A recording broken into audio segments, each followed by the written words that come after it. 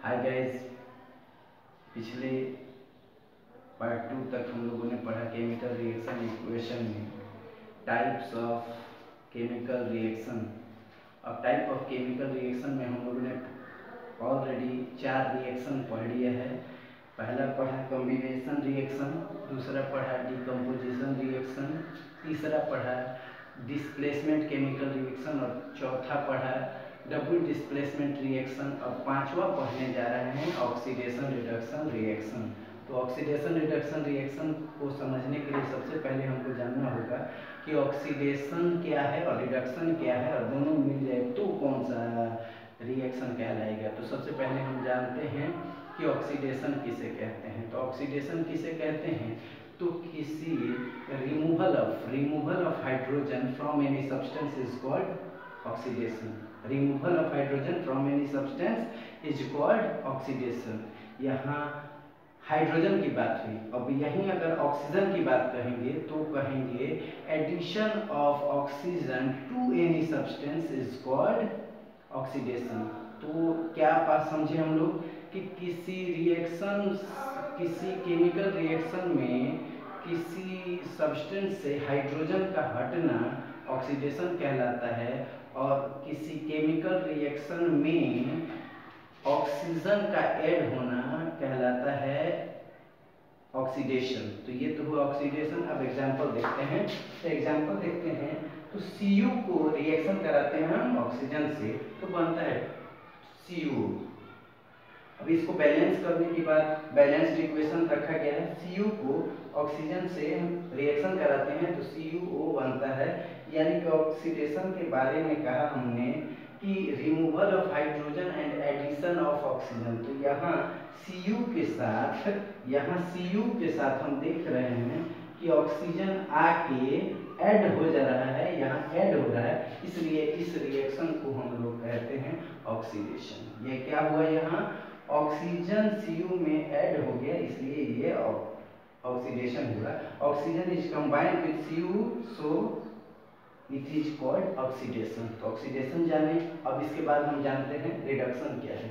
तो रिडक्शन क्या किसे कहते हैं, तो जस्ट इसके अपोजिट को रिडक्शन कहते हैं। अब रिडक्शन में क्या, यहाँ कहा था हमने रिमूवल ऑफ हाइड्रोजन, तो जस्ट अपोजिट में कहेंगे कि addition of hydrogen to any substance is called reduction. Addition of hydrogen to any substance is called reduction. अब इसी का बात दूसरे तरीके से हाइड्रोजन के बाद अब बात आएगी किसकी, ऑक्सीजन की। तो यहाँ हम लोगों ने जिक्र किया था, ऑक्सीडेशन में जिक्र किया था कि addition of oxygen to any substance is called oxidation.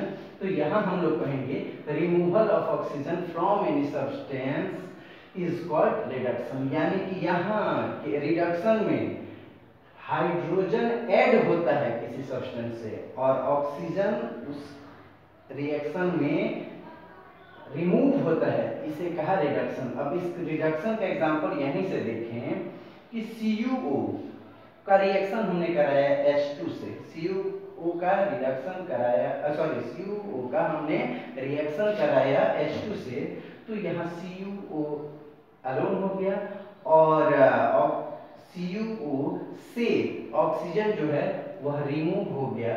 तो रिमूवल ऑफ ऑक्सीजन रिडक्शन कहते हैं। तो यहाँ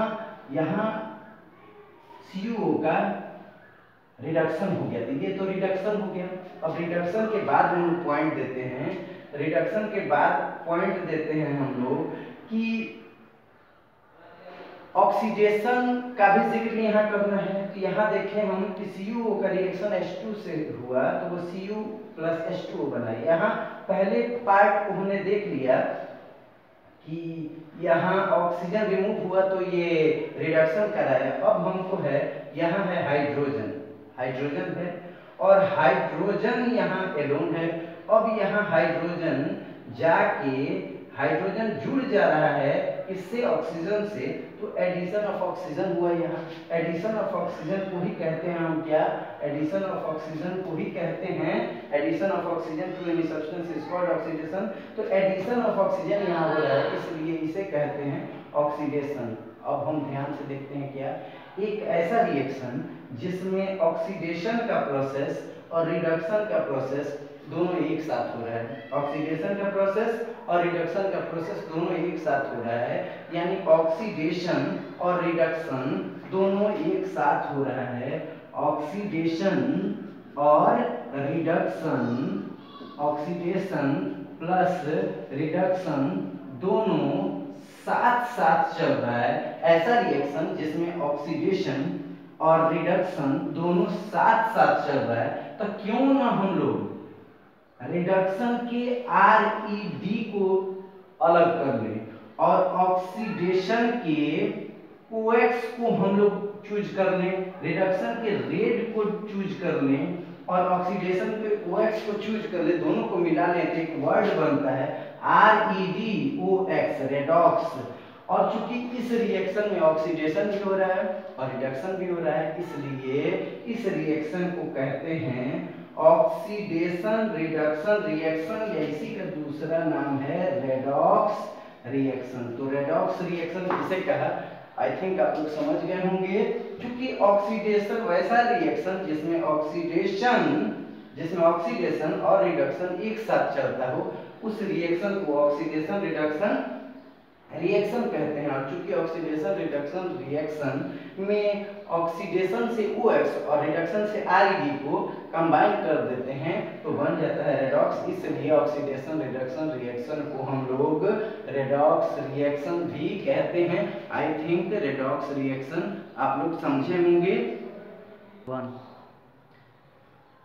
अब अभी तक हम लोगों ने केमिकल रिएक्शन और इक्वेशन को पढ़ा, उसके टाइप को पढ़ा। अब इसके बाद केमिकल रिएक्शन में ही हम लोग केमिकल रिएक्शन को पढ़ते हैं तो सबसे पहले याद आता है कि केमिकल रिएक्शन में क्या होता है। तो केमिकल रिएक्शन का सबसे शुरुआत जो वर्ड है वह केमिकल चेंजिंग से है।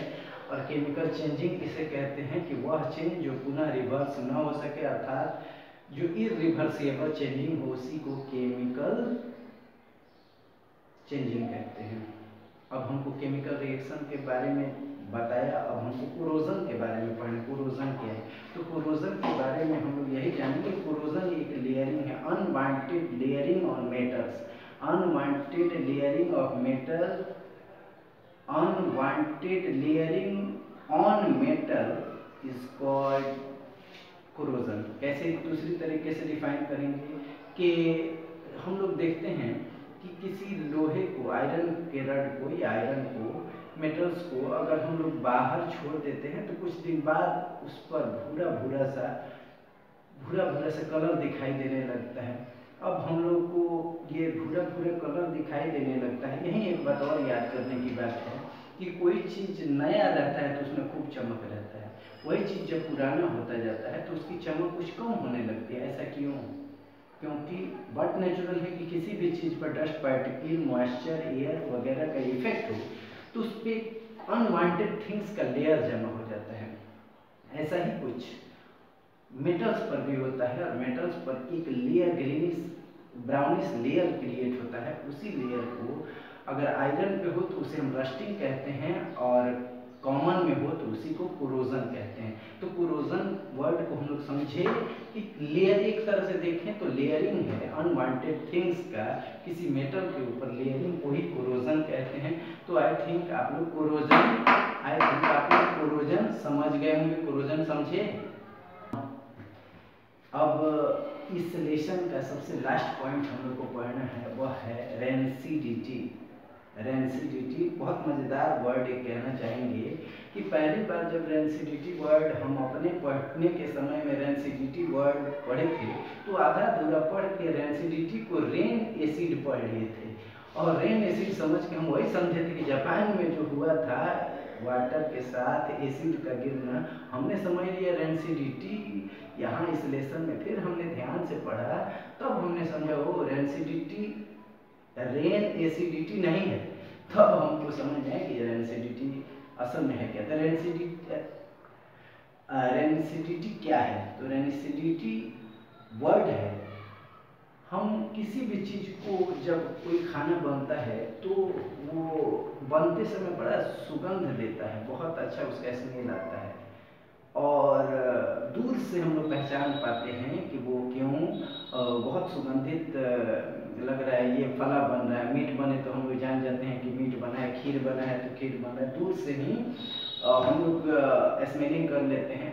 ऐसा इसलिए होता है क्योंकि हॉट गैसेस में स्प्रीड बहुत तेजी होता है इसलिए, लेकिन हमको पढ़ना है रेंसिडिटी। तो हम बताए कि कोई भी चीज़ यदि ताज़ा रहता है तो अच्छा लगता है। हम ही अगर कहीं जाते हैं तो जाते समय फ्रेश होके जाते हैं, लेकिन लौटते समय आके नहाना पड़ता है, फ्रेश नहीं रहते हैं। इसका मतलब कि फूड भी अगर है तो फूड जब तक प्रिजर्व है, अच्छा है, हम लोग बहुत प्रीफर करते हैं, लेकिन जब वह फूड ऑक्सीडाइज्ड हो जाता है एयर के कांटेक्ट, एयर मीन्स के ऑक्सीजन कांटेक्ट में ज़्यादा रहता है, तो जब वो ऑक्सीडाइज्ड हो जाता है, यानी कि हम पढ़े ही हैं ऑक्सीडेशन, ऑक्सीडेशन में कहे ही हैं कि addition of oxygen is called oxidation. तो यहाँ हमको ऑक्सीडाइज्ड करना है फूड को, यानी कि फूड यदि ऑक्सीजन के कंसल्ट में रहेगा तो ऑक्सीडाइज्ड हो जाएगा। जब ऑक्सीडाइज्ड फूड हो जाएगा तो वो ज़्यादा देर तक स्टे नहीं कर पाएगा, और स्टे नहीं कर पाएगा तो उसमें आप लोग भी देखे होंगे कि फूड यदि ज़्यादा देर तक रहता है तो बासी हो जाता है, और बासी होने के बाद उसमें अच्छे स्मेल आने के बजाय बैड ओडोर होने लगते हैं, बैड स्मेल आने लगते हैं। वही इसी कंडीशन को कहा जाता है रेंसिडिटी। यानी रेंसिडिटी के कारण ही हम लोग फूड को बाहर फेंकना पड़ता है। तो आई थिंक आप लोग रेंसिडिटी भी समझे होंगे कि मतलब क्या, स्पॉइल ऑफ फूड मतलब कब, तो फूड को ऑक्सीडाइज हो जाने के बाद, एयर के कांटेक्ट में आने के बाद, ऑक्सीजन के कांटेक्ट में आने के बाद उसमें बैड ओडोर आ जाते हैं, बैड स्मेल आ जाते हैं फूड के।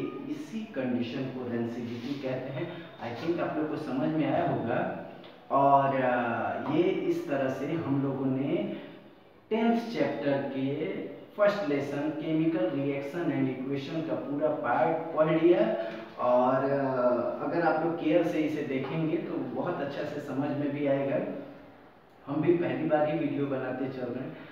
अब ये बात कहना है, अगर आप लोग को ठीक लगी तो आप लोग इसे शेयर भी करें, और शेयर करेंगे तो अच्छा लगेगा हमको भी कि हमारे करने से बहुत लोगों को फ़ायदा मिल रहा है।